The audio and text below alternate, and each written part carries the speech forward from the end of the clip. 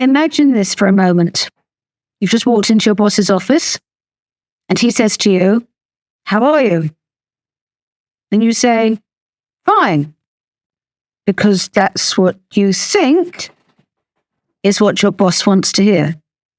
So what happens to that little phrase, "How are you?" Years ago, or maybe not, but let's just say for a moment, maybe it was. Years ago when you used to say to somebody, "How are you?"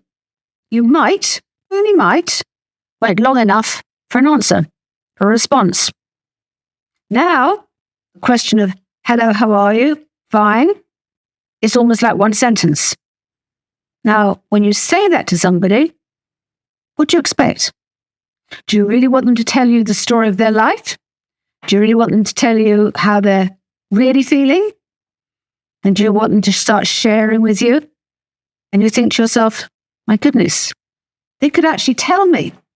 And if they tell me how they are, and they're not feeling so great, what do I do with it? What do I say to them? So they say to you, "I'm not feeling so good." And you're thinking to yourself, oh my goodness, I have so much to do. I shouldn't have asked the question. I didn't really want to get an answer. Well, didn't really want to get that answer. So actually, I'm in a situation where I've said, "Hello, and how are you?" And you're going like, "Well."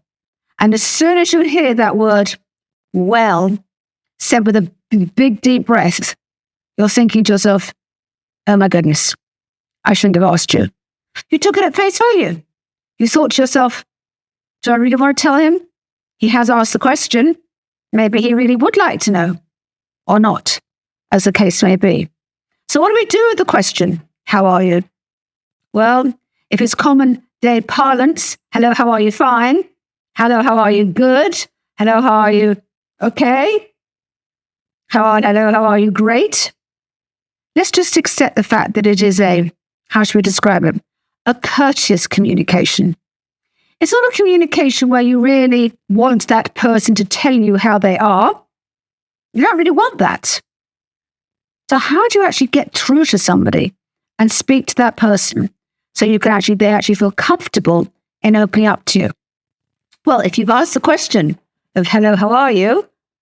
and you don't get the answer which you'd like, which is "Fine," you're getting that intake of breath like, "Well," and you're thinking, oh my goodness, I haven't got time for this. And the answer is you may not. However, what you can do is to make time. Is to make time for that person at another time. It would seem, let's use some words here, it would seem that you may like to have a chat with me another time. And Bill will say to you, "Yes, please, I'd like to do that, John. I'd really like to do that." So therefore, what you've seen then is your conversation of "Hello, how are you?" quickly said "Fine" or "Not fine." You've picked up something that Bill would like to say to John. So let's just say it this way. Bill then makes a time to have a conversation. So the two of them make a time to have a conversation amongst themselves where they have got time to go through it. They have got time, door closed, phones turned over, phones ideally left outside the door or put away in a drawer so there are no disturbances. Then and only at that particular point will you get underneath what is really happening and how that person is feeling. So, "Hello, how are you?" can be meaningful. It can be meaningful in a way that a person will start talking to you. However, it may not be exactly the right time for you. And that's a possibility. It really may not be the right time for you. So it's very easy. Make the time that is right for you both.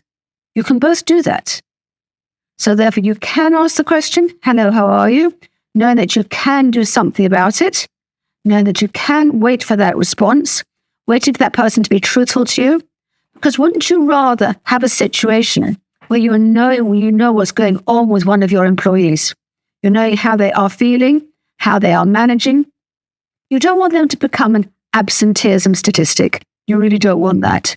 And if that's what's going to happen, you're better off to have asked the question, thought about it, and made a time to come back to that individual so they can then start talking to you. This is a management skill. Managing people is not easy. we're rather tricky. We are all different. What is stressful for one person may not necessarily be stressful for somebody else.